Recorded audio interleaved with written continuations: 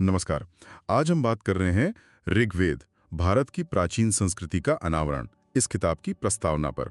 और ये प्रस्तावना एक तरह से उस बहस की नींव रखती है जो किताब में आगे बढ़ती है। हाँ, और ये दिलचस्प इसलिए भी है क्योंकि जैसा स्रोत बताता है, लेखक ने पहले पुराणों को बेस बनाकर कहा था कि भाई इंडो यूरोपियन भाषाएं भारत से ही फैली। अच्छा। पर तब आलोचक कहने लगे कि नहीं जी, वैदिक काल समझना है तो बस ऋग्वेद ही है प्रमाणिक स्रोत और कुछ नहीं। तो आज हम यही समझने की कोशिश करेंगे कि इस प्रस्तावना के हिसाब से ऋग्वेद का इतना गहरा विश्लेषण क्यों जरूरी है, और ये मतलब कैसे इतिहास की पुरानी धारणाओं को, खासकर वो आर्य आक्रमण वाली थ्योरी को चैलेंज करता है। चलिए देखते हैं जरा। हाँ, तो प्रस्तावना का जो मुख्य दावा है वो ये है कि ऋग्वेद को गहराई से पढ़ने पर लेखक की वो पुरानी थ्योरी कि भारत ही मूल घर है, वो कमजोर नहीं होती। अच्छा, बल्कि और मजबूत हो जाती है। हाँ, पर ये स्टडी पिछली समझ को दो मामलों में ठीक भी करती है। ओके, कौन से दो मामले हैं वो? स्रोत क्या कहता है? पहला तो है निवास स्थान को लेकर, जो पहले की धारणा थी, शायद दूसरे ग्रंथों के आधार पर, कि ऋग्वेद वाले आर्य पंजाब मतलब सप्त सिंधु में रहते थे। हाँ, ये तो आमतौर पर माना जाता है। जी, पर ऋग्वेद के जो अपने सबूत हैं, स्रोत के अनुसार वो दिखाते हैं कि नहीं, वो असल में पंजाब के पूरब में रहते थे, उस इलाके में जिसे हम पारंपरिक रूप से आर्यावर्त कहते हैं। अरे, तो पंजाब सिर्फ पश्चिमी सीमा थी? बिल्कुल, पंजाब तो बस वेस्टर्न फ्रंटियर था उनकी गतिविधियों का। ये अपने आप में एक स्थापित बात से काफी अलग है। वाकई। और दूसरा पॉइंट क्या था? दूसरा है पहचान का मामला। ये तो कंफर्म होता है कि वैदिक आर्य ही इतिहास के पुरु थे, लेकिन ऋग्वेद के जो आंकड़े हैं वो पहचान को और स्पेसिफिक बनाते हैं। कैसे? वो ये कि ये पूर्वों में भी एक खास शाखा थे, भरत। इंटरेस्टिंग। तो ऋग्वेद के अंदर के सबूत ही पहचान को और साफ कर रहे हैं, लेकिन प्रस्तावना में आज के विद्वानों की व्याख्याओं पर भी सवाल है ना? हाँ बिल्कुल, प्रस्तावना ये तर्क देती है कि मॉडर्न स्कॉलर्स ने ऋग्वेद की व्याख्या करते समय उसकी जो अपनी हजारों साल पुरानी जीवित परंपरा है उसे अनदेखा कर दिया। जीवित परंपरा मतलब जैसे क्या? जैसे कि अनुक्रमणी है, वो पुरानी लिस्ट्स जो बताती हैं कि कौन सी ऋचा किस ऋषि या किस परिवार ने रची, और पुराण भी। स्रोत का आरोप ये है कि व्याख्याएं ज्यादातर बाहरी भाषाई सिद्धांतों पर आधारित है। अच्छा। और ऋग्वेद के शब्दों को उनके कॉन्टेक्स्ट से निकालकर इस्तेमाल किया गया है। समझ गया, मतलब इंटरनल एविडेंस और ट्रेडिशन को कम आंका गया है। पहचान और जगह के अलावा प्रस्तावना एक और अहम मुद्दे पर आती है, इसका राजनीतिकरण और ऋग्वेद की छवि। सही कहा? जी हाँ, स्रोत के अनुसार प्रस्तावना में जिक्र है कि कैसे आर्य आक्रमण सिद्धांत का पॉलिटिकल इस्तेमाल हो रहा है। किस तरह का इस्तेमाल? कोशिश ये है कि भारत की जो जनजातीय आबादी है उन्हें मूल निवासी और हिंदू धर्म ग्रंथों को आक्रमणकारियों के ग्रंथ के तौर पे पेश किया जाए। और इसमें यूनेस्को के एक प्रकाशन का भी जिक्र आता है। हाँ, स्रोत इस बात पे जोर देता है कि यूनेस्को के एक पब्लिकेशन ने ऋग्वेद को यहाँ तक कह दिया कि ये प्राचीन दुनिया की महान संस्कृतियों में से एक के विनाश का महाकाव्य है। लेखक जाहिर है स्रोत के अनुसार इस बात से सहमत नहीं है। और इसी कॉन्टेक्स्ट में, जैसा स्रोत बताता है, लेखक ऋग्वेद की तुलना बाइबल से करते हैं। बिल्कुल, स्रोत बताता है कि लेखक बाइबल को एक ऐसे टेक्स्ट के रूप में दिखाते हैं जहां वाकई ईश्वर के नाम पर जीत, वहां के मूल निवासियों के विनाश और उनकी जमीन पर कब्जे का जिक्र है। अच्छा, कोई उदाहरण? हाँ, नंबर्स और ड्यूटरोनॉमी से उदाहरण दिए गए हैं। बताया गया है कि कैसे ईश्वर ने आदेश दिया कि कनान में जाओ, वहां के लोगों को निकालो, उनकी मूर्तियां तोड़ो, जमीन पर कब्जा कर लो। और अगर ऐसा ना करें तो? सजा का भी जिक्र है। जी हाँ, स्रोत में ये भी है, और ये भी कि पुरुषों को मार दो, औरतों बच्चों को लूट लो। स्रोत के मुताबिक लेखक का मानना है कि ऋग्वेद को हमलावर ग्रंथ कहना असल में बाइबल वाली मानसिकता को ऋग्वेद पर थोपना है। तो इस किताब का एक उद्देश्य ऋग्वेद की इस आक्रमणकारी छवि को ठीक करना भी है। जी बिल्कुल। तो अगर हम समेटे, इस प्रस्तावना से मुख्य बातें ये निकलती हैं, ऋग्वेद का गहरा अध्ययन पुराने भारतीय इतिहास की हमारी समझ को बदल सकता है। हाँ, और पारंपरिक स्रोतों का महत्व और मौजूदा व्याख्याओं पर सवाल भी उठते हैं। साथ ही ये आर्य आक्रमण सिद्धांत और ऋग्वेद की छवि से जुड़े जो आज के विवाद हैं उन पर भी रोशनी डालता है। सही कहा। और आखिर में प्रस्तावना स्वामी विवेकानंद की एक बात याद दिलाती है, अतीत से ही भविष्य का निर्माण होता है। और यहीं से ये सवाल उठता है कि हम अपने प्राचीन ग्रंथों को कैसे देखते हैं, उनकी व्याख्याएं हमारे आज और कल की सोच को कैसे प्रभावित करती हैं? क्या इतिहास की समझ हमेशा स्थिर रहती है या ये लगातार बदलती और विकसित होती रहती है? एक सोचने वाली बात है। आज हम ऋग्वेद की दुनिया में थोड़ा और गहराई से उतर रहे हैं। ये जानने की कोशिश करेंगे कि हजारों साल पुराने इस ग्रंथ के मतलब अलग-अलग हिस्सों को रचा किसने। अक्सर हमें लगता है कि ये प्राचीन ग्रंथ बस यूं ही बन गए, गुमनाम, पर ऋग्वेद के साथ ऐसा नहीं है। तो चलिए इसे खोल कर देखते हैं। इसके लिए हमने ऋग्वेद के ऋषियों का परिचय किताब के कुछ हिस्सों को देखा है। बिल्कुल, और ये समझना इसलिए भी जरूरी है क्योंकि ऋग्वेद कोई एक किताब नहीं है। ये तो कई ऋषियों और उनके परिवारों की रचनाओं का एक तरह से संग्रह है। तो शुरुआत करते हैं कि इसके मंत्रों का हवाला कैसे दिया जाता है। इसकी एक खास प्रणाली है। प्रणाली? कैसी प्रणाली? हाँ, एक सिस्टम है। पहले मंडल का नंबर रोमन में, फिर एक डॉट, फिर सूक्त का नंबर, फिर डॉट और फिर ऋचा यानी मंत्र का नंबर। जैसे मान लीजिए I.2.3 लिखा है तो इसका मतलब हुआ पहला मंडल, दूसरा सूक्त और तीसरी ऋचा। ये जानना बेसिक है ताकि हम ठीक से बात कर सकें। अच्छा, तो ये एक तरह का एड्रेस सिस्टम हो गया, हर मंत्र का अपना पता। ये तो ठीक है, लेकिन असली सवाल तो ये है कि हमें ये पता कैसे चलता है कि कौन सा सूक्त किस ऋषि ने रचा? क्या कहीं नाम लिखा होता था? नाम सीधे तौर पर हर मंत्र के साथ नहीं, लेकिन हाँ, हमारे पास इसका एक जरिया है। वो है अनुक्रमणियां। अनुक्रमणियां? जी, ये बहुत पुरानी सूचियां हैं, लिस्ट्स, जो हर सूक्त के साथ बताती हैं कि उसका ऋषि कौन है, देवता कौन है, किस छंद में है वगैरह। और सबसे अहम बात, इन्हें ऋग्वेद के पाठ का ही हिस्सा माना जाता है। मतलब ये कोई बाद में जोड़ी गई गाइड नहीं है। ये तो काफी दिलचस्प है। लेकिन मैंने ये भी सुना है कि कुछ विद्वानों ने इन अनुक्रमणिकाओं पर सवाल भी उठाए हैं। क्या ये सच है? हाँ, ये बात सही है। कुछ बहुत प्रसिद्ध विद्वानों ने भी इनकी प्रामाणिकता पर शक किया है। क्यों?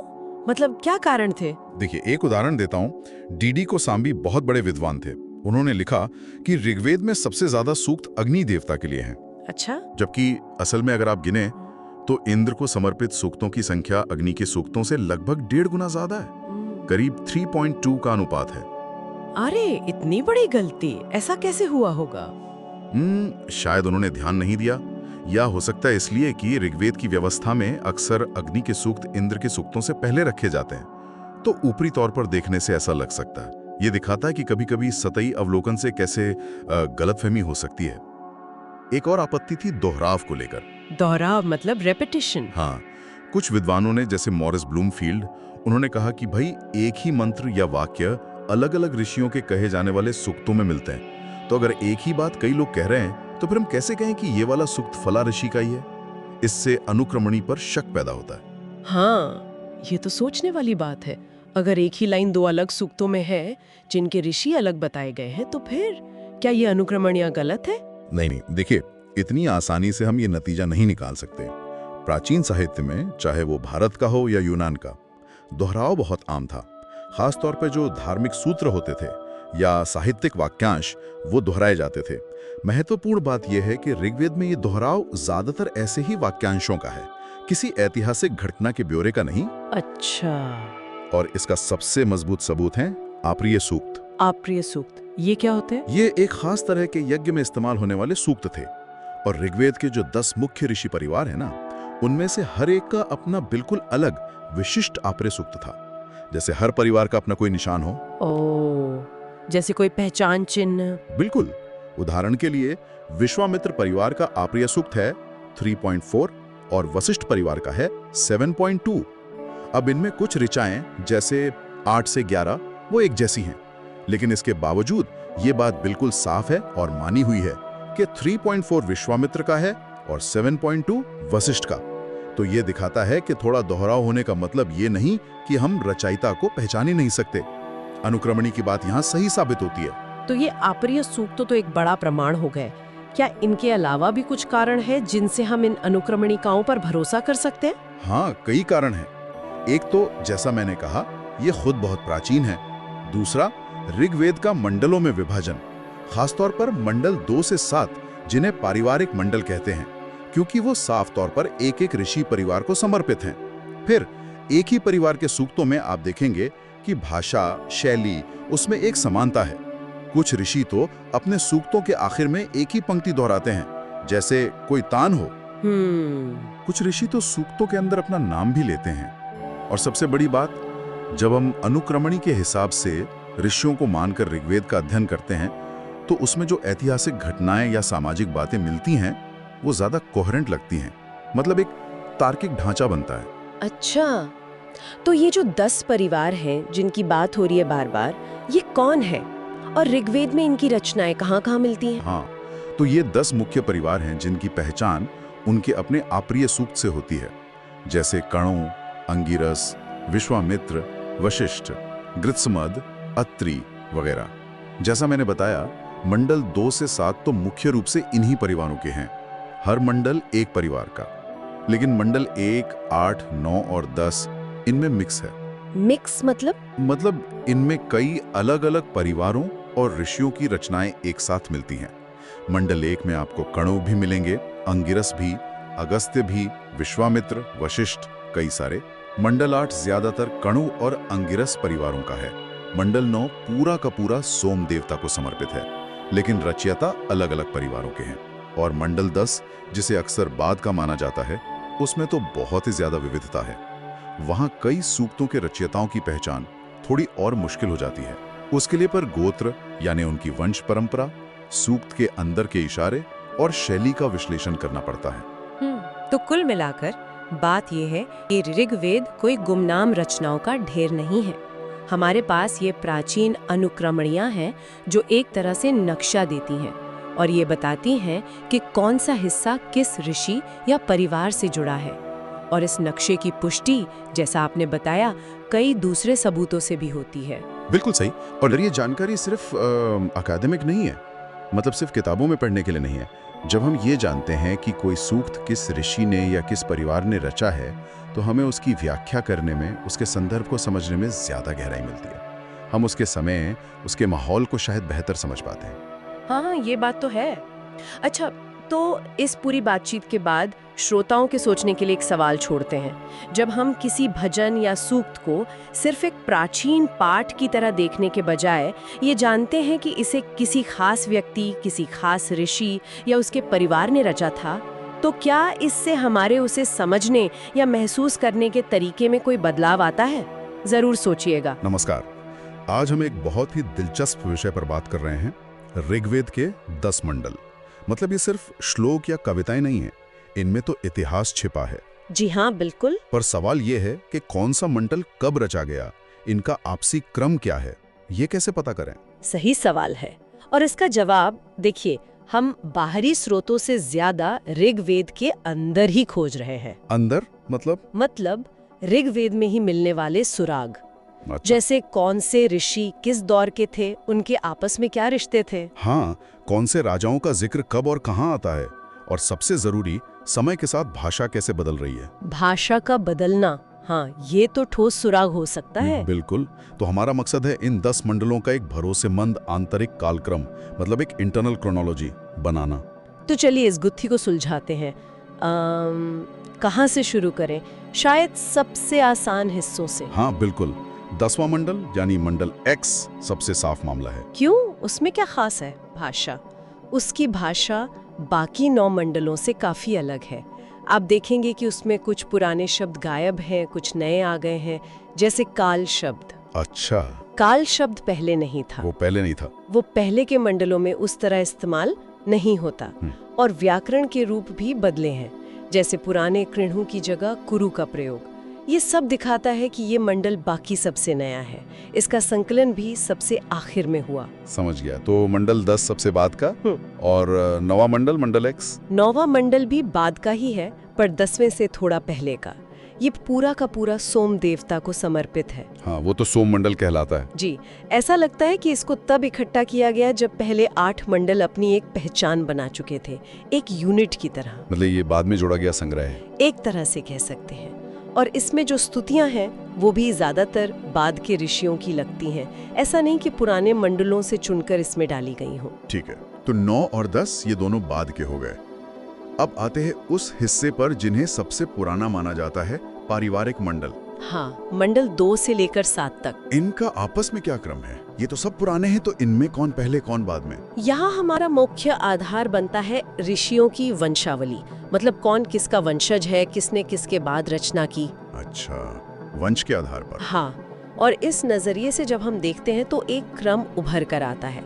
सबसे पुराना लगता है छठा मंडल, वी, छठा सबसे पहले। जी, फिर तीसरा आई, उसके बाद 7वां 7, फिर आते हैं चौथा 4 और दूसरा 2, और इस पूरे समूह में सबसे नया है 5वां मंडल। यानी V3 7 फिर 4 और 2 और फिर V। लेकिन क्या ये वंशावली एकदम सीधी है? मतलब क्या हम इतने पक्के तौर पर कह सकते हैं? देखिए, ये एक बहुत अच्छा सवाल है। नहीं, सिर्फ वंशावली नहीं, और भी चीजें देखनी पड़ती हैं, पर ये एक महत्वपूर्ण कड़ी है। जैसे मंडल 6 के जो मुख्य ऋषि हैं, उनके वंशज हमें मंडल 4 और 2 में रचना करते हुए मिलते हैं। इसी तरह मंडल 5 में हमें मंडल 3 और 7 के ऋषियों के बाद के लोग मिलते हैं। तो ये पैटर्न काफी हद तक मेल खाता है और इस क्रम को मजबूती देता है। ठीक है, समझ गया। तो पारिवारिक मंडलों का क्रम हो गया 6 3 7 4 2 5। अब बचे पहला मंडल 1 और 8वां मंडल, मंडला 8। ये कहाँ आते हैं इस पूरी कहानी में? पहला मंडल थोड़ा मिला जुला सा है। ऐसा लगता है कि इसके कुछ हिस्से पुराने पारिवारिक मंडलों जैसे 6 3 7 के बाद रचे गए, लेकिन इसके कुछ हिस्से बाद के पारिवारिक मंडलों यानी 4 2 5 और 8वें मंडल के समय के, या शायद उनसे भी थोड़ा पहले के हो सकते हैं। असल में पहला मंडल एक तरह से कई छोटे छोटे संग्रहों को जोड़ के बना है। तो ये एक समय में नहीं बना? शायद नहीं। और 8वां मंडल, वो भी बाद का ही माना जाता है। मोटे तौर पर 5वें मंडल और पहले मंडल के जो बाद वाले हिस्से हैं उनके समय का। इसका मतलब 8वीं का संबंध पुराने मंडलों से कम है। हाँ, पुराने मंडलों से सीधा संबंध कम दिखता है, पर मंडल आई और वी से ज्यादा नजदीकी लगती है। ये तो ही वंशावली की बात। क्या इस कालक्रम के पक्ष में और भी कुछ सबूत हैं? सिर्फ वंश पर तो सब कुछ आधारित नहीं हो सकता। नहीं, बिल्कुल नहीं, और भी कई बातें हैं। एक बहुत दिलचस्प पैटर्न है पारिवारिक शुद्धता का। पारिवारिक शुद्धता वो क्या है? जैसे मंडल वी को देखिए, वो लगभग पूरा का पूरा एक ही ऋषि परिवार, भारद्वाज परिवार की रचना है, एकदम शुद्ध। अच्छा। पर जैसे जैसे हम अपने क्रम में आगे बढ़ते हैं, 3 7 4 2 5, फिर आई और वी, दूसरे परिवारों का योगदान बढ़ता जाता है, और 10वें मंडल तक आते आते तो कई परिवार मिल जाते हैं और कुछ अज्ञात ऋषि भी।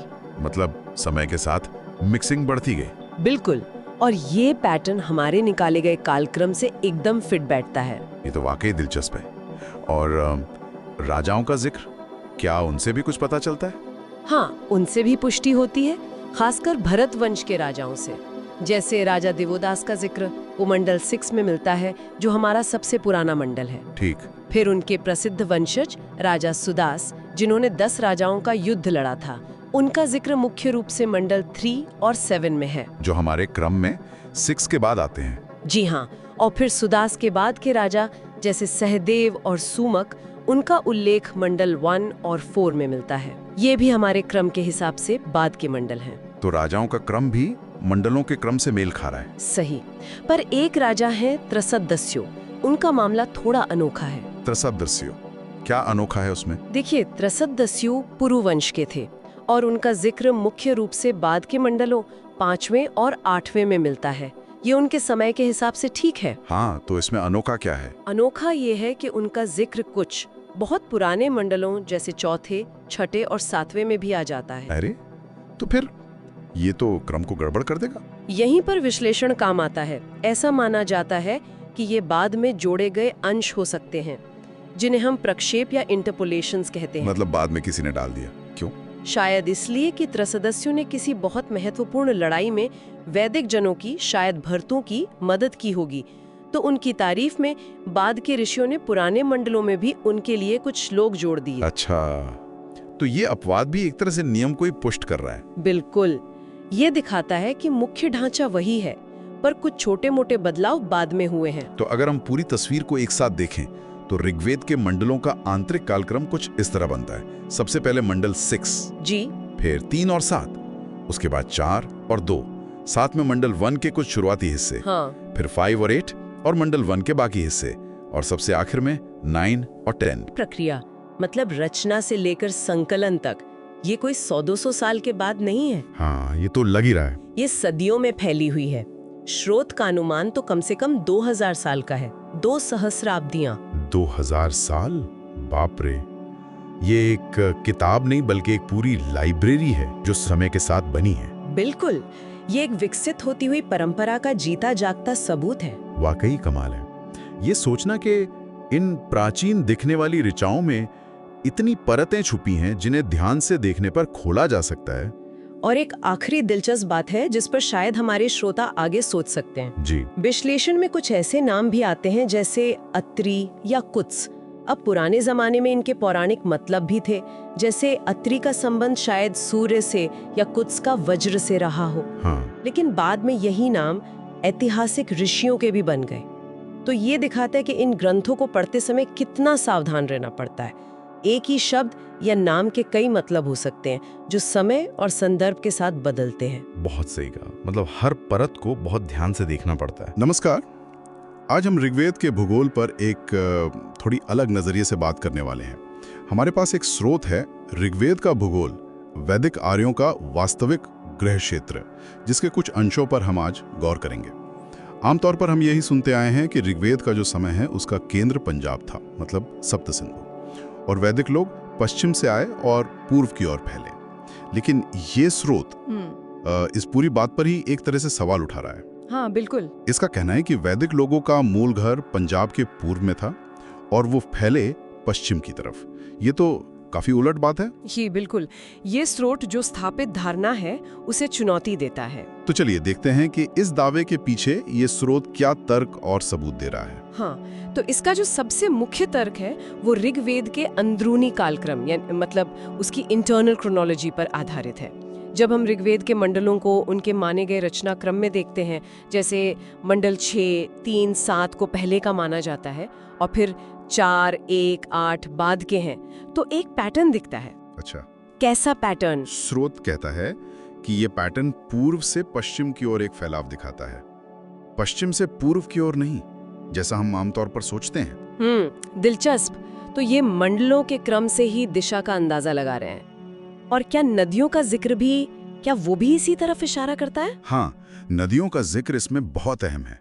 स्रोत के मुताबिक जो सरस्वती नदी है, जो कि पूर्व में है, हाँ, सरस्वती, उसका जिक्र शुरुआती मंडलों में जैसे 6, 3, 7 में बहुत प्रमुखता से है, बड़े आदर के साथ है। जबकि सिंधु नदी जो काफी पश्चिम में है, उसका महत्व बाद के मंडलों में बढ़ता है। अच्छा। और इतना ही नहीं, गंगा और यमुना का जिक्र भी शुरुआती मंडलों में मिलता है। गंगा का जिक्र जानवी के नाम से है। गंगा का जिक्र शुरुआती मंडलों में, ये तो सचमुच ध्यान खींचने वाली बात है, क्योंकि आमतौर पर तो गंगा को बाद के वैदिक काल से ज्यादा जोड़ा जाता है। सही कहा। ये स्रोत हवाला देता है मंडल 3 का, जिसमें जानवी यानी गंगा के किनारे को प्राचीन घर कहा गया है, और मंडल 6 में भी उसे एक जानी पहचानी भौगोलिक पहचान बताया गया है। तो ये बातें कहीं ना कहीं पूर्व में एक आधार होने की तरफ इशारा करती हैं, और फिर पश्चिम की ओर बढ़ने के संकेत भी हैं। जैसे मंडल 3 में राजा सुदास और विश्वामित्र का शुतुद्री और विपाश नदियों को पार करना, यानी सतलुज और ब्यास, और फिर मंडल 7 में परुष्णी और असिकनी यानी रावी और चेनाब पर युद्ध लड़ना। अच्छा, ये सारी नदियां सरस्वती के पश्चिम में हैं, तो ये यात्रा पूर्व से पश्चिम की लगती है ना? हाँ, ये तो है। अच्छा, ये तो हुई नदियों की बात। क्या जगहों के नामों से भी कुछ ऐसी ही कहानी पता चलती है? हाँ, जगहों के नाम भी इसी दिशा में संकेत करते हुए बताए गए हैं।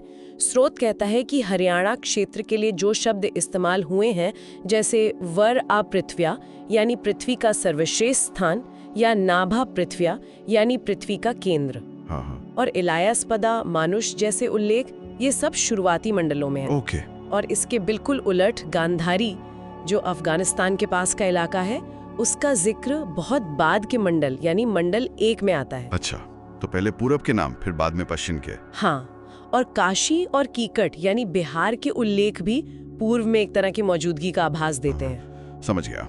और पशु पक्षियों के बारे में क्या? उनके जिक्र से भी कोई पैटर्न दिखता है? हाँ, पशुओं का जिक्र भी काफी दिलचस्प बताया गया है। इस विश्लेषण के अनुसार हाथी, भैंस, गौर यानी भारतीय बाइसन, मोर, चित्तीदार हिरन, ये सब जानवर जो मुख्य रूप से भारतीय उपमहाद्वीप के पूर्वी और मध्य हिस्सों से जुड़े हैं, जी। उनका जिक्र ऋग्वेद में शुरू से आखिर तक मिलता है। लेकिन जो बैक्ट्रियन ऊंट है, 2 कुबड़ वाला, हाँ, जो सेंट्रल एशिया साइड मिलता बिल्कुल, जो उत्तर पश्चिम सेंट्रल एशिया अफगानिस्तान के इलाके का जानवर है, उसका जिक्र सिर्फ बाद के मंडल 8 में है। ओह, तो ये पैटर्न भी यही सुझाता है कि उत्तर पश्चिम के साथ संपर्क शायद बाद में हुआ। लेकिन एक सवाल उठता है, कुछ लोग ये तर्क देते हैं कि अगर वैदिक लोग पूर्व में थे तो ऋग्वेद में बाघ का या चावल का स्पष्ट जिक्र क्यों नहीं है? इस पर स्रोत क्या कहता है? हाँ, ये एक जरूरी सवाल है। स्रोत इन्हें नकारात्मक साक्ष्य कहता है और इन्हें बहुत वजनदार नहीं मानता। अच्छा, क्यों? उनका कहना है कि बाघ का जिक्र न होने का मतलब ये नहीं कि वो उसे जानते ही नहीं थे। हो सकता है कोई सांस्कृतिक रोक टोक हो या शायद सिंह शब्द ही ज्यादा व्यापक रूप से इस्तेमाल होता हो जिसमें बाघ भी आ जाता हो, कौन जाने। हो सकता है। और चावल के लिए वो कहते हैं कि भले ही चावल शब्द सीधा ना मिले, पर चावल से बनने वाली चीजें जैसे अपूप, पुरोडाश, ओदन, इनका जिक्र मिलता है तो पूरी तरह गैर मौजूदगी नहीं कही जा सकती। समझ गया। मतलब इन आपत्तियों को स्रोत खारिज करता है। अब एक और बड़ा सवाल, सोम पौधे का जिक्र तो ज्यादातर उत्तर पश्चिम से ही जुड़ा है। अगर लोग पूर्व से पश्चिम गए तो फिर सोम उन तक कैसे पहुंचा? हाँ, ये बहुत महत्वपूर्ण बिंदु है। स्रोत ये मानता है कि सोम उत्तर पश्चिम में ही मिलता था, इसमें कोई दो राय नहीं। अच्छा। लेकिन तर्क ये है कि वैदिक लोग खुद वहां से नहीं आए, बल्कि सोम उन तक लाया गया था, जैसे भृगु ऋषियों द्वारा। सोम लाया गया था? हाँ, स्रोत तो यहाँ तक कहता है कि शायद सोम की खोज ही पश्चिम की ओर जाने का एक कारण बनी हो। वो प्राचीन भाष्यकारों जैसे यास्क और सायण का हवाला देकर बताते हैं कि मंडल 3 में विश्वामित्र ने शतुद्री और विपाश नदियां सोम लाने के लिए ही पार की थीं। अरे वाह! और एक और दिलचस्प बात, स्रोत ये भी कहता है कि सोम लाने वाले जो भृगु थे वो शायद मूल वैदिक आर्य समूह से कुछ अलग थे या बाद में उनसे जुड़े। तो कुल मिलाकर ये स्रोत ऋग्वेद के अंदर के ही सबूतों को देखकर मंडलों का क्रम, नदियों का जिक्र, जगहों के नाम, पशुओं का जिक्र, इन सब के आधार पर एक बिल्कुल अलग ही तस्वीर पेश कर रहा है। तस्वीर ये कि वैदिक संस्कृति का केंद्र पूरब में था, शायद सरस्वती के आसपास, और उसका फैलाव पश्चिम की ओर हुआ। हाँ, सार यही है। ये विश्लेषण ऋग्वेद के भूगोल की पारंपरिक समझ को पलट देता है और ये सोचने पर मजबूर करता है। बिल्कुल, और ये हमें एक गहरे सवाल पर लाकर छोड़ता है। अगर हम इस स्रोत की व्याख्या को माने कि ऋग्वैदिक लोगों का मूल घर पूर्व में था और वो पश्चिम की ओर फैले, तो इसका हमारे भारत के प्राचीन इतिहास और भाषाओं के विकास से जुड़ी जो दूसरी स्थापित धारणाएं हैं, जैसे आर्य प्रवासन या आक्रमण के सिद्धांत, उन पर क्या असर पड़ेगा? ये अपने आप में एक बड़ा विचारणीय प्रश्न बन जाता है जिस पर आगे और सोचा जा सकता है। नमस्कार। आज के इस विशेष पड़ताल में हम एक बहुत ही, आप कह सकते हैं, बुनियादी सवाल उठा रहे हैं वैदिक इतिहास के बारे में। जी। स्रोत हमें सोचने पर मजबूर करते हैं कि क्या ये जो वैदिक आर्य थे, जिन्हें हम अक्सर बाहर से आया मानते हैं, हाँ बिल्कुल, यही आम धारणा है, क्या वो वास्तव में प्राचीन भारत के ही एक खास कबीले से पहचाने जा सकते हैं? मतलब पुरु जनजाति और उनकी भी भरत शाखा। बिल्कुल। आम धारणा तो यही है कि वो मध्य एशिया या कहीं और से आए थे, पर आज हम जिन स्रोतों को देख रहे हैं वो ऋग्वेद के अंदर के ही सबूतों पर जोर देते हैं। अच्छा। हाँ, और ये एक अलग ही तस्वीर पेश करते हैं। स्रोत कहते हैं कि ये वैदिक आर्य कोई अनाम समूह नहीं थे, बिल्कुल, बल्कि यही थे, पुरु और भरत। तो चलिए इसी दावे की तह तक चलते हैं। स्रोत कहाँ से शुरू करता है अपना तर्क? क्या वो राजाओं और जनजातियों के जिक्र से शुरुआत करते हैं? हाँ बिल्कुल, वहीं से। देखिए, ऋग्वेद में जिन राजाओं की सबसे ज्यादा चर्चा है, जिनकी प्रशंसा है, जैसे दिवोदास, सुदास, हाँ सुना है इनके नाम, ये सब भरत वंश के थे और पुरु जनजाति से जुड़े थे। पुरुओं का जिक्र हमेशा ऐसे होता है जैसे वो अपने लोग हों। अच्छा। इंद्र उनकी मदद करते हैं, सरस्वती उनकी नदी है, इस तरह की बातें। और बाकी जनजातियां जैसे अनु, द्रुह्यु? हाँ, उनका जिक्र या तो दुश्मन के तौर पर आता है या फिर थोड़े दूर के सहयोगी, जिन्हें कभी कभार मदद के लिए पुकारा गया हो। तो मतलब एक तरह का हम और वो का भाव है, और हम मतलब पुरु भरत। हाँ, काफी हद तक स्रोत तो यहाँ तक कहता है कि शायद पुरुष शब्द भी पुरु से ही जुड़ा हो, जैसे मनुष्य मनु से निकला है। अच्छा, ये तो एक दिलचस्प कनेक्शन है। हाँ, ये दिखाता है कि वो कितने केंद्र में थे। अब देखिए, अगर राजाओं के जिक्र में ये पैटर्न है, तो अगला सवाल आता है कि ऋग्वेद रचने वाले ऋषि, क्या उनके परिवारों में भी कुछ ऐसा ही दिखता है? बिल्कुल।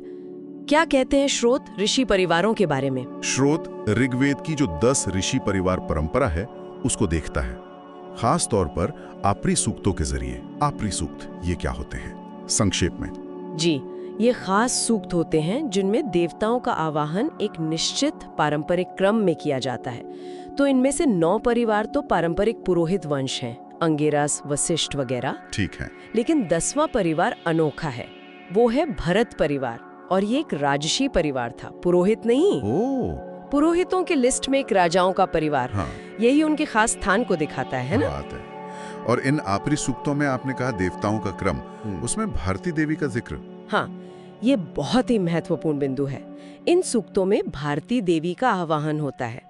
नाम से ही जाहिर है वो भरतों की कुलदेवी थीं। बिल्कुल। स्रोत बताता है कि ऋग्वेद के अलग अलग समय में जो आपरी सूक्त रचे गए, पुराने, मध्य और बाद के, उनमें भारती देवी को जो अहमियत दी गई है वो बदलती रहती है। अच्छा, कैसे? जो शुरुआती दौर के ऋषि थे, जैसे वशिष्ठ और अंगिरस, जो भरतों के बहुत करीबी माने जाते हैं, वो भारती को प्रमुख स्थान देते हैं। बीच के दौर के ऋषि क्रम बदल देते हैं, और जो बाद के ऋषि हैं वो या तो उनका जिक्र ही नहीं करते या किसी और सामान्य नाम से बदल देते हैं। अरे वाह, मतलब एक देवी की जगह बदलना उस समय की राजनीति या कहें कि भरतों के घटते बढ़ते प्रभाव का संकेत हो सकता है। बिल्कुल, धार्मिक कर्मकांड में भी ये बदलाव दिख रहा है। ये तो कमाल की बात है। अब उस शब्द पर आते हैं जो इस पूरी बहस में हमेशा छाया रहता है, आर्य। स्रोत इसके बारे में क्या कहता है? स्रोत के अनुसार ऋग्वेद में आर्य शब्द का प्रयोग हम लोग, श्रेष्ठ लोग, मतलब अपने लोग के अर्थ में हुआ है। ये एक पहचान थी जिसे वो वैदिक लोग खुद के लिए इस्तेमाल करते थे। ऐसा नहीं कि ये सभी इंडो यूरोपीय भाषा बोलने वालों के लिए एक कॉमन शब्द था। और ऋग्वेद के हिसाब से ये हम लोग या आर्य, ये कौन थे फिर? मुख्य रूप से ये शब्द दिवोदास जैसे भरत राजाओं के लिए इस्तेमाल हुआ है, और आमतौर पर पुरु जनजाति के लिए। अग्नि देवता को भी कहा गया है कि वो आर्य यानी पुरुओं के लिए प्रकाश लाते हैं। अच्छा। और यही पैटर्न ऋषियों के प्रयोग में भी दिखता है।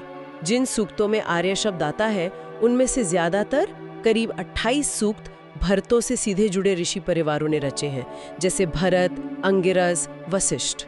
ये तो काफी स्पष्ट लगता है। क्या जो ऋषि थोड़े तटस्थ थे वो भी ऐसा ही करते हैं? हाँ, ये और भी दिलचस्प है। जैसे कण्व ऋषि परिवार को लीजिए, वो कई अलग अलग राजाओं के यजमान थे, सिर्फ भरतों के नहीं। हाँ। पर जब वो आर्य शब्द का प्रयोग करते हैं तो वो दिवोदास जैसे भरत राजा के लिए ही करते हैं। अपने दूसरे यजमानों जैसे यदु या तुर्वश राजाओं के लिए वो ये शब्द इस्तेमाल नहीं करते। ओह, तो इससे तो ये धारणा और पक्की होती है कि आर्य पहचान मुख्य रूप से भरतपुरु से ही जुड़ी थी। जी हाँ, ऐसा ही लगता है। पर एक और चीज है जो उलझन पैदा करती है। ऋग्वेद में आर्य शत्रुओं का भी जिक्र है। अगर आर्य हम लोग थे तो फिर आर्य शत्रु कौन हुए? अपने ही लोग। स्रोत इसे भरतों के आपसी संघर्ष की तरह देखता है। मतलब उनका संघर्ष दूसरे पुरु गुटों से भी था, जो तकनीकी रूप से आर्य ही कहलाएंगे, है ना? हाँ, सही। और साथ ही गैर पुरु कबीलों से भी, जिन्हें अक्सर दास कहा गया है। कई सूक्तों में आप देखेंगे कि आर्य और दास दोनों तरह के दुश्मनों का जिक्र है। अच्छा। इसे सगोत्र यानी अपने ही कुल के शत्रु और असगोत्र यानी बाहरी शत्रु, इन शब्दों के प्रयोग से भी बल मिलता है। और ये संदर्भ भी ज्यादातर वही ऋषि देते हैं जो भारतों से जुड़े थे। तो इस पूरी चर्चा का, इस पड़ताल का निचोड़ क्या निकलता है? निचोड़ ये है कि स्रोत ऋग्वेद के अंदर के ही सबूतों को, राजाओं, जनजातियों, ऋषि परिवारों और खास तौर पर आर्य शब्द के प्रयोग को बारीकी से देखकर ये तर्क दे रहा है कि वैदिक आर्य कोई बाहर से आया हुआ अस्पष्ट समूह नहीं थे, बल्कि वो मुख्य रूप से पुरु जनजाति ही थे। और ऋग्वेद के खास संदर्भ में वो पुरुओं की भरत शाखा थे। तो ये उस पारंपरिक धारणा से बिल्कुल अलग है जो हम स्कूलों में या आमतौर पे सुनते आए हैं। बिल्कुल। ये विश्लेषण ऋग्वेद को एक बहुत ही विशिष्ट दस्तावेज के रूप में देखता है। ये भरत पुरों का इतिहास है। उनकी नज़र से ये सभी तथाकथित आर्यों का एक सामान्य ग्रंथ नहीं है। और ये वाकई हमें सोचने पर मजबूर करता है। अगर ऋग्वेद इतना स्पेसिफिक, इतना पूर्व भारत केंद्रित ग्रंथ है, तो फिर उस युग के जो दूसरे प्राचीन भारतीय ग्रंथ हैं, उनको पढ़ने और समझने का हमारा तरीका कैसे बदलना चाहिए? सही सवाल है। शायद हमें अलग अलग समूहों के बीच जो रिश्ते थे, जो तनाव थे, उन्हें एक नई रोशनी में देखना होगा। इस पर विचार करने के लिए वाकई बहुत कुछ है। जी बिल्कुल। आज के लिए बस इतना ही। बहुत बहुत शुक्रिया। शुक्रिया। नमस्कार। आज हम एक बहुत ही दिलचस्प विषय पर बात करने वाले हैं। हमारे पास ऋग्वेद और अवेस्ता से जुड़े कुछ खास स्रोत हैं और साथ ही कुछ विद्वानों का विश्लेषण भी। हाँ, और आज हम एक ऐसे नजरिए को समझने की कोशिश करेंगे जो शायद हमारी पारंपरिक सोच को थोड़ी चुनौती दे। क्या मतलब? किस तरह की चुनौती? मतलब ये कि क्या प्राचीन ईरानी भारत से बाहर गए थे? पारंपरिक तौर पर तो हम मानते हैं कि वो मध्य एशिया से यहाँ आए थे। अरे हाँ, ये तो है। मतलब आमतौर पर यही माना जाता है कि वैदिक आर्य और ईरानी कभी मध्य एशिया में साथ रहते थे, फिर अलग हो गए, एक भारत आ गए, दूसरे ईरान चले गए। बिल्कुल, लेकिन ये जो स्रोत हैं वो कहते हैं कि ये महज एक परिकल्पना है। इसका कोई ठोस पुरातात्विक या लिखित सबूत वो दरअसल मिलता नहीं है। अच्छा, तो फिर ये स्रोत किस आधार पे ऐसा कह रहे हैं? मतलब क्या सबूत है उनके पास? देखिए, ये स्रोत मुख्य रूप से ऋग्वेद और अवेस्ता के अंदरूनी साक्ष्यों पर जोर देते हैं। वो कहते हैं कि ऋग्वेद में ऐसे संकेत हैं कि वैदिक आर्य पूरब से पंजाब की ओर बढ़े थे। पूरब से? हाँ, पूरब से। उत्तर पश्चिम से नहीं? हाँ, पूरब से। और ये बात अगर सही है तो भारत ईरानी इतिहास को बिल्कुल नए ढंग से देखने को मजबूर करती है। ये तो वाकई दिलचस्प है। चलिए इस गुत्थी को थोड़ा और सुलझाने की कोशिश करते हैं। मैंने सुना है कि इस पूरी कहानी के केंद्र में दो प्राचीन पुरोहित परिवार हैं, अंगिरस और भृगु। हाँ, बिल्कुल सही, अंगिरस और भृगु। इन दोनों परिवारों की कहानी और उनका जो आपसी रिश्ता है वो इस वैकल्पिक नजरिए को समझने के लिए बहुत बहुत अहम है। तो अंगिरसों के बारे में स्रोत क्या बताते हैं? ऋग्वेद में उनकी क्या जगह थी? देखिए, ऋग्वेद में अंगिरस बहुत ही प्रमुख पुरोहित माने जाते हैं। उनका गहरा संबंध वैदिक आर्यों, खासकर पुरु और भरत जनजातियों से था।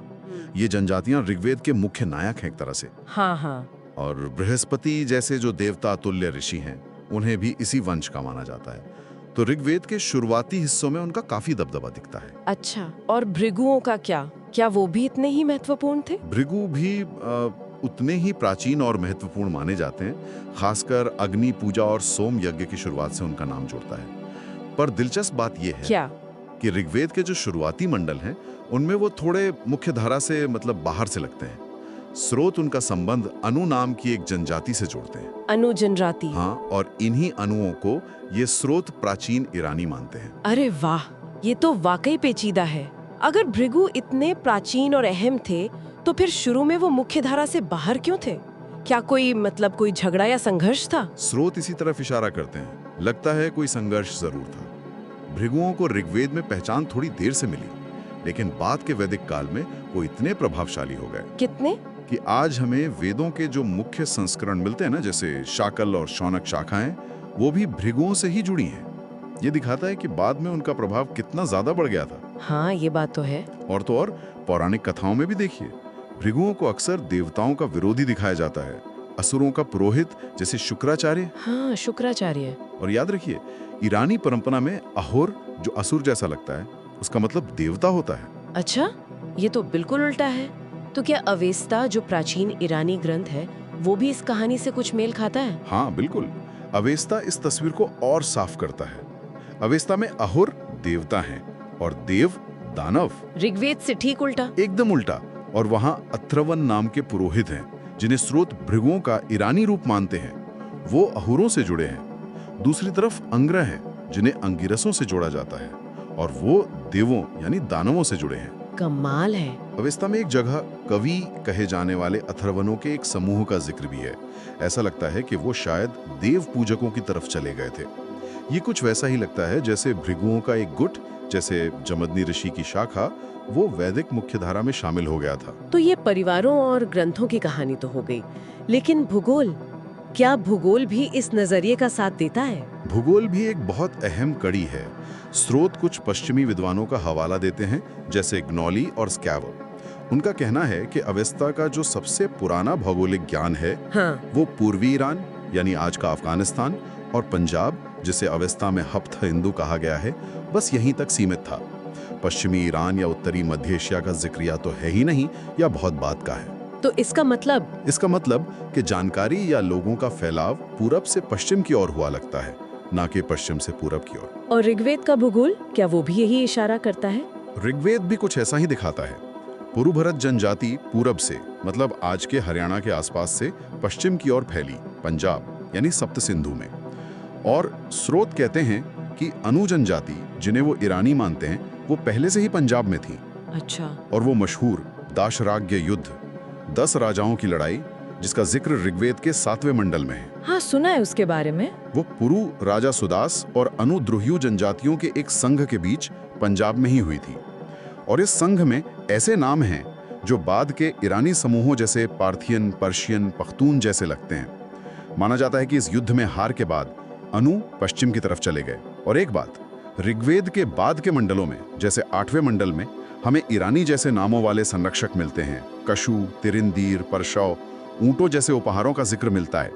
ये सब उत्तर पश्चिम के साथ बढ़ते संपर्क को तो दिखाता है, लेकिन ऐसा संपर्क जो पंजाब में जमने के बाद बढ़ा, वहां से आने का सबूत नहीं लगता। तो ये सब मिला के स्रोत दरअसल ये कह रहे हैं कि भारत ईरानी जुड़ाव और फिर अलगाव का जो क्षेत्र था वो पंजाब अफगानिस्तान था, मध्य एशिया नहीं। हाँ, और ईरानी भारत से पश्चिम की ओर गए। बिल्कुल। स्रोत सामग्री का मुख्य तर्क यही है। उनके मुताबिक साझा भारत ईरानी संस्कृति का विकास उत्तर पश्चिम भारत में हुआ, मोटे तौर पर आज के पश्चिमी यूपी से लेकर अफगानिस्तान तक के इलाके में, जब ये दोनों समूह संपर्क में आए। देखिए, सिर्फ पुरोहितों की कहानी या सिर्फ भूगोल अलग अलग शायद उतने पक्के न लगें, लेकिन स्रोत का असली जोर इस बात पर है कि कैसे ये सारी चीजें, अंगिरस और भृगु का बंटवारा, ग्रंथों में देवताओं और असुरों का ये उलट पलट, और अवेस्ता व ऋग्वेद दोनों का शुरुआती सीमित भूगोल, ये सब एक ही दिशा की तरफ इशारा कर रही हैं। कौन सी दिशा? भारत से पश्चिम की ओर। और ये बात पारंपरिक मध्य एशियाई मातृभूमि वाली थ्योरी पर जाहिर है गंभीर सवाल खड़े करती है। तो आखिर में हमारे श्रोताओं के लिए सोचने वाली बात यह है,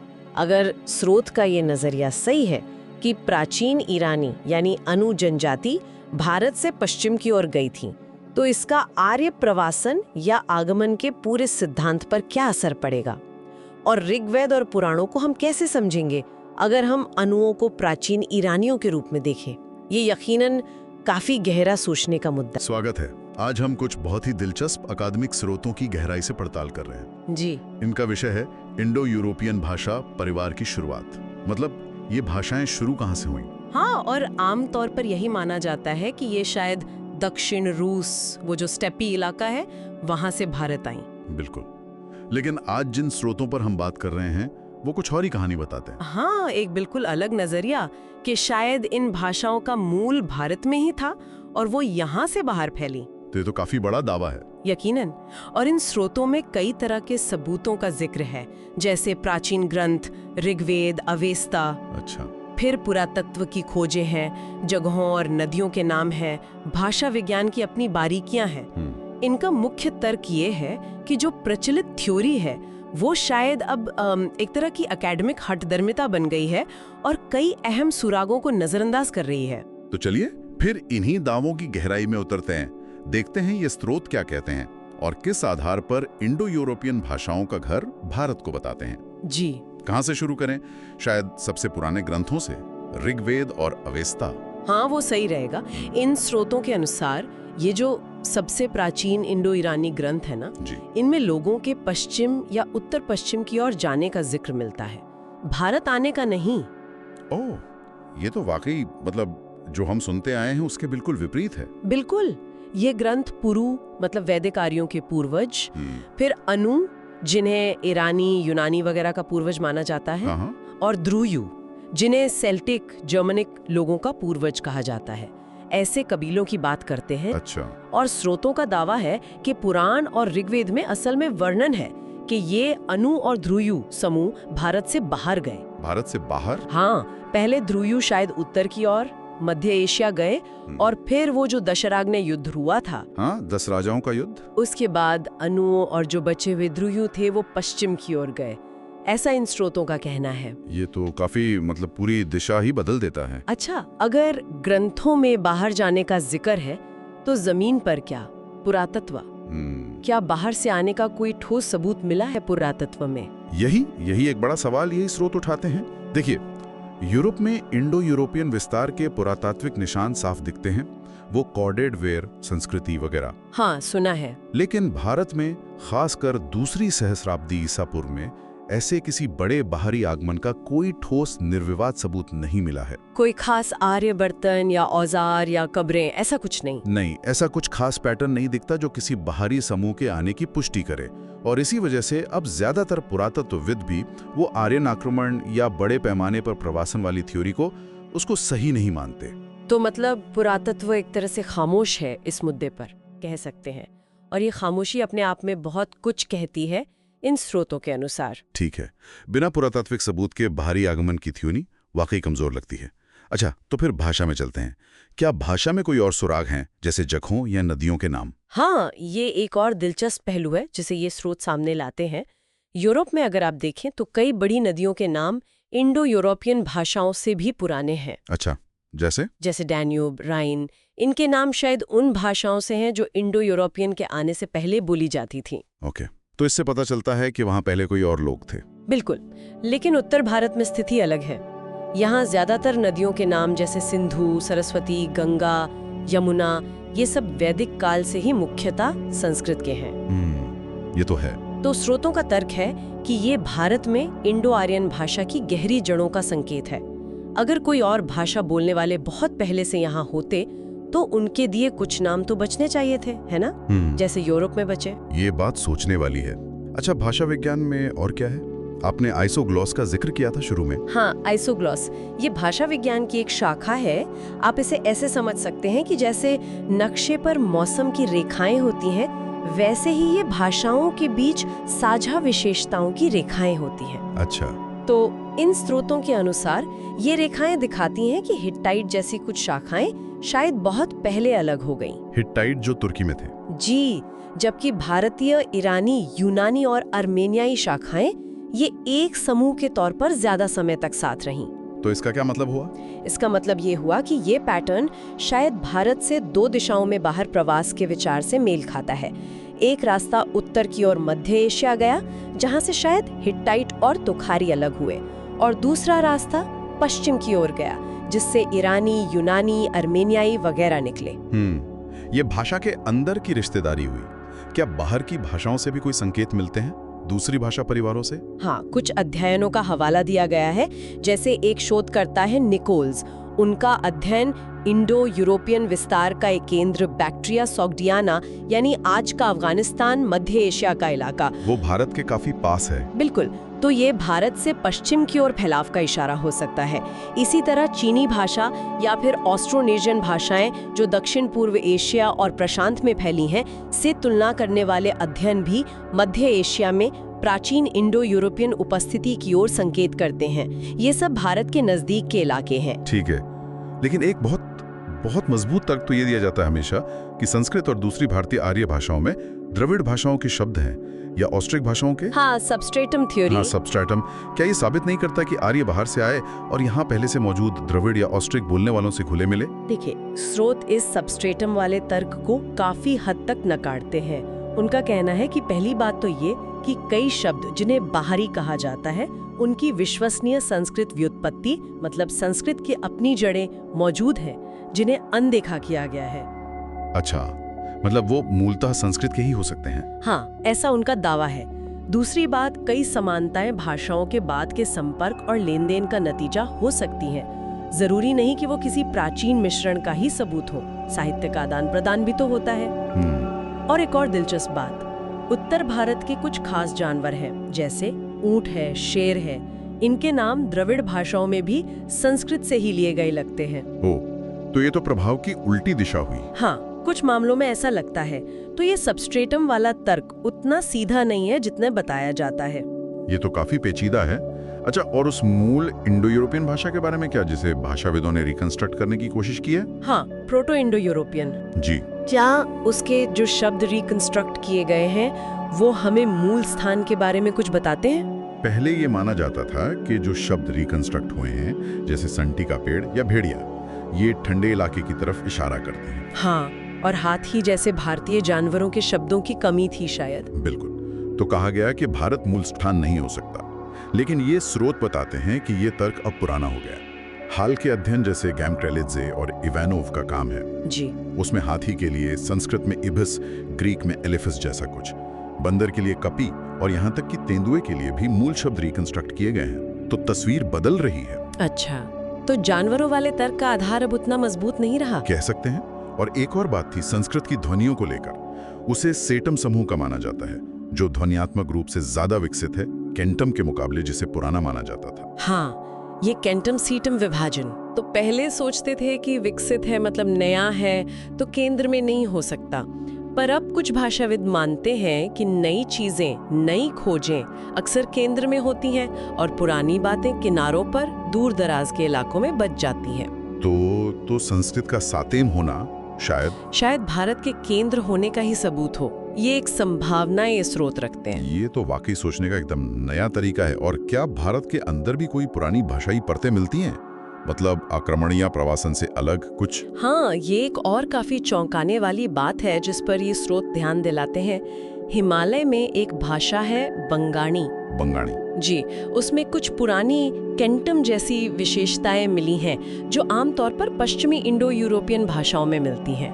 भारत के अंदर हिमालय में? हाँ, और इसी तरह श्रीलंका की सिंहली भाषा, उसमें भी कुछ बहुत पुरानी गैर आर्यन लगने वाली विशेषताएं हैं। जैसे पानी के लिए एक शब्द है वतुरा, जो प्रोटो इंडो यूरोपियन के वाटर जैसा लगता है, पर वो संस्कृत या पाली से नहीं आया लगता। बाप रे। तो ये अवशेष ये किसी सीधे साधे बाहरी आक्रमण या प्रवासन के सिद्धांत से कैसे मेल खाएंगे? ये तो लगता है वहीं पहले से मौजूद थे। सही कहा, ये अवशेष स्थापित थ्योरी के लिए एक पहेली है। तो कुल मिलाकर देखें, इन स्रोतों के अनुसार कई अलग अलग दिशाओं से सबूत आ रहे हैं। प्राचीन ग्रंथ कुछ और कह रहे हैं, पुरातत्व चुप है, नदियों के नाम संस्कृत के हैं, भाषा विज्ञान के सूत्र शायद भारत से बाहर जाने की ओर इशारा कर रहे हैं। हाँ, और फिर ये सबस्ट्रेटम वाला तर्क भी सवालों के घेरे में है और भारत के अंदरूनी इलाकों में पुरानी भाषाओं के निशान भी मिल रहे हैं। तो ये सब मिलकर पारंपरिक इंडो यूरोपियन मूल स्थान के सिद्धांत को, जो स्टेपी वाला है, उसको चुनौती दे रहे हैं। बिल्कुल, और एक भारतीय मूल की संभावना को काफी मजबूती से पेश कर रहे हैं। ये वाकई सोचने पे मजबूर करता है कि मतलब स्थापित ज्ञान कैसे बनता है और उसे चुनौती देना कितना मुश्किल हो सकता है। हाँ, और स्रोत अंत में सेंट एक्सप्यूरी की एक कहानी का जिक्र करते हैं। आपने पढ़ी होगी द लिटिल प्रिंस। हाँ। उसमें खगोल शास्त्री एक नए ग्रह की खोज करता है, पर उसे कोई नहीं मानता क्योंकि उसने तुर्की पोशाक पहनी होती है। बाद में जब वो पश्चिमी कपड़ों में वही बात बताता है तो सब मान लेते हैं। तो शायद स्रोत इशारा कर रहे हैं कि कभी-कभी सच को सिर्फ इसलिए नहीं माना जाता क्योंकि उसे बताने वाला सही पोशाक में नहीं होता, या यूं कहें कि स्थापित विचारों को लेकर एक तरह की जड़ता होती है अकादमिक जगत में। एक बहुत ही विचारणीय बात है ये कि ज्ञान के विकास में शायद सिर्फ सबूत ही नहीं, हमारी अपनी धारणाएं, हमारे पूर्वाग्रह, ये सब भी भूमिका निभाते हैं। बिल्कुल। इस पर यकीनन सोचने के लिए बहुत कुछ है। खैर, आज की इस गहरी पड़ताल के लिए बहुत शुक्रिया जी। अगली बार तक गहराई से सोचते रहिए। नमस्कार। आज हम एक बहुत ही दिलचस्प विषय पर बात करने वाले हैं, ऋग्वेद। मतलब भारत का सबसे पुराना ग्रंथ जिसे माना जाता है, उसको समझा कैसे गया है और क्या हमेशा सही समझा गया है। हमारे पास कुछ स्रोत हैं जो बताते हैं कि कैसे समय के साथ ऋग्वेद की कुछ व्याख्याएं शायद बाहरी विचारों से काफी प्रभावित हुई। बिल्कुल। तो आज हम यही समझने की कोशिश करेंगे। इतिहास की किताबों में ऋग्वेद के बारे में जो आम धारणाएं हैं वो कैसे बनी, क्या वो सीधे ऋग्वेद से निकली या कहीं और से आई, और असली सबूत क्या कहते हैं। जी, इसमें एक बहुत बड़ा फैक्टर रहा है, वो है 19वीं सदी का भाषा विज्ञान। मतलब कंपैरेटिव लिंग्विस्टिक्स जिसे कहते हैं। हाँ, तुलनात्मक भाषा विज्ञान। जी, तो भाषाओं की समानताओं के आधार पर विद्वानों ने यह सिद्धांत बनाया कि शायद जो इंडो यूरोपीय भाषा बोलने वाले लोग थे, वो मूल रूप से भारत के बाहर के थे। अच्छा। हाँ, शायद दक्षिण रूस या उसके आसपास के। और ये एक ऐसी, आप कह सकते हैं, फाउंडेशनल धारणा बन गई जिसने ऋग्वेद की लगभग हर ऐतिहासिक व्याख्या को जाने अनजाने प्रभावित किया। अच्छा, मतलब ये भाषाओं के अध्ययन से ये विचार आया कि शायद ये लोग बाहर से आए थे। तो फिर ऋग्वेद को समझने के लिए विद्वानों के पास क्या रास्ते बचे फिर? हाँ देखिए, इस बाहरी मूल वाले सिद्धांत के कारण मोटे तौर पर दो ही विकल्प दिखे उन्हें। या तो ये मानिए कि भाई ऋग्वेद जहाँ लिखा गया वही इंडो यूरोपीय लोगों का मूल घर था, ठीक है। या फिर ये मानिए कि ऋग्वेद के लोग यानी वैदिक आर्य वो कहीं बाहर से हाल ही में भारत आए थे। अब ज्यादातर यूरोपीय विद्वानों ने भाषा विज्ञान के आधार पर दूसरा विकल्प चुना। और यहीं से वो जो हम सुनते हैं आर्यन इन्वेजन या बाहर से आने वाली थ्योरी, वो मजबूत हुई। सही कहा, बिल्कुल। यहीं से वो विचारधारा शुरू हुई जिसे हम कह सकते हैं आक्रमणवादी स्कूल, इन्वेजनिस्ट स्कूल। अच्छा। उनका मुख्य फोकस ये हो गया कि ऋग्वेद में ऐसे सबूत कैसे ढूंढें जो ये दिखाएं कि आर्य बाहर से आए, उन्होंने यहाँ के मूल निवासियों को हराया और फिर अपना राज स्थापित किया। तो वो क्या ढूंढ रहे थे खास तौर पर? वो खास तौर पर 3 तरह के सबूत ढूंढ रहे थे। एक, किसी विदेशी धरती का जिक्र या पश्चिम से पूर्व की तरफ आने के मतलब प्रवास के संकेत, माइग्रेशन। जी। दूसरा, ऋग्वेद में गैर आर्य या मूल निवासियों का जिक्र। और तीसरा, इन दोनों समूहों के बीच लड़ाई झगड़े, संघर्ष के सबूत। लेकिन मजे की बात यह है, जैसा कि हमारे स्रोत भी बताते हैं, कि ऋग्वेद के जो मूल श्लोक है उनमें इस तरह के सीधे सबूत मिलना बड़ा मुश्किल है। हाँ। जैसे एक बहुत मशहूर अनुवादक है ग्रिफिथ, उनके अनुवाद में भी अगर आप देखें तो ये आक्रमण या संघर्ष की बातें वो अक्सर फुटनोट्स में मिलती हैं, मतलब उनकी अपनी टिप्पणियों में, सीधे श्लोकों के अर्थ में नहीं। बिल्कुल सही कहा। और यही बात दास या दस्यु जैसे शब्दों पर भी लागू होती है। हाँ। ऋग्वेद में ये शब्द दुश्मन के लिए, दुष्ट व्यक्ति के लिए या कभी-कभी आध्यात्मिक अर्थों में भी इस्तेमाल हुए हैं, लेकिन बाद के व्याख्याकारों ने अक्सर इनका मतलब सीधा लगा लिया गैर आर्य मूल निवासी, जो शायद उनकी अपनी धारणा थी, न कि शब्द का मूल अर्थ। अच्छा, तो अगर सीधे सबूत नहीं मिल रहे थे तो फिर ये बाहर से आने और लड़ाई वाली कहानी को ऋग्वेद से जोड़ा कैसे गया? क्या तरीका अपनाया गया? यहीं पर एक बहुत ही दिलचस्प तरीका अपनाया गया। वो था ऋग्वेद की जो पौराणिक कथाएं हैं, जो मिथक हैं, उनको उठाकर सीधा इतिहास मान लेना। ओह, मिथकों को इतिहास बना दिया। हाँ बिल्कुल। इसका सबसे क्लासिक उदाहरण है इंद्र और वृत्र का युद्ध। हाँ, ये तो बहुत प्रसिद्ध है। जी। तो पारंपरिक रूप से वृत्र को एक दानव माना जाता है, एक रुकावट, अक्सर पानी को रोकने वाला जैसे बादल, और इंद्र अपने वज्र से उसे मारकर पानी को यानी बारिश को आजाद कराते हैं। ये एक तरह का प्रकृति से जुड़ा मिथक लगता है ना? हाँ बिल्कुल, नेचर मिथ। लेकिन फिर इसे आक्रमण से कैसे जोड़ा गया? आक्रमणवादी व्याख्या में इसे ऐसे देखा गया कि इंद्र मतलब बाहर से आए आर्य आक्रमणकारी। अच्छा। और वृत्र मतलब यहाँ के मूल निवासी, अच्छा। शायद सिंधु घाटी सभ्यता के लोग जिन्होंने नदियों पर बांध बना रखे थे। तो इंद्र का वृत्र को मारना मतलब आर्यों का इन बांधों को तोड़ना। अरे, ये तो बिल्कुल ही अलग मतलब निकाल लिया। हाँ, और ये व्याख्या इस बात को पूरी तरह नजरअंदाज कर देती है कि एक शक्तिशाली देवता जैसे इंद्र का एक सांप जैसे दानव जैसे वृत्र को मारना, ये कहानी सिर्फ भारत की नहीं है, ये एक बहुत पुरानी और फैली हुई इंडो यूरोपीय परंपरा का हिस्सा है। सच में? और कहाँ मिलती है ऐसी कहानी? जैसे प्राचीन हित्ती सभ्यता थी तुर्की के पास, वहां भी एक देवता थे इनर। नाम भी देखिए इंद्र से कितना मिलता है। हाँ, इनर और इंद्र। बिल्कुल। और वो भी बिल्कुल ऐसे ही एक सांप को मारते हैं जो पानी रोकता है, बारिश में बाधा डालता है। तो ये एक कॉमन थीम थी। वाह, मतलब ये कहानी तो बहुत पुरानी और व्यापक थी, सिर्फ भारत तक सीमित नहीं थी। एक और उदाहरण सरमा और पणी की कहानी का भी दिया जाता है ना, ऋग्वेद के 10वें मंडल में। हाँ, वो भी बिल्कुल ऐसा ही मामला है। ऋग्वेद X 108। पारंपरिक समझ ये है कि सरमा, जो शायद सुबह की देवी उषा की दूत है, वो पणी नाम के कुछ दानवों से देवताओं की खोई हुई गायें वापस लाने जाती है। अब यहाँ गायों का मतलब शायद सूर्य की किरणें हैं जिन्हें अंधकार के दानवों ने चुरा लिया है। ठीक है, ये तो वो पौराणिक अर्थ। जी। लेकिन कुछ विद्वानों ने, जैसे डीडी कोसानबी ने, इसकी व्याख्या बिल्कुल अलग कर दी। उन्होंने कहा कि सरमा आर्यों की दूत है जो पणी यानी कि मूल निवासियों से गायों के रूप में ट्रिब्यूट या नजराना मांग रही है। टैक्स? हाँ, समझिए टैक्स जैसा। और अगर वो मना करते हैं तो हमले की धमकी दे रही है। ये तो बिल्कुल ही उलट व्याख्या हो गई। हाँ। और इसमें भी ये बात अनदेखी कर दी जाती है कि ये जो पणी शब्द है, इसकी गूंज शायद प्राचीन ग्रीक देवता पैन या जर्मनिक मिथकों के वानिर तक जाती है।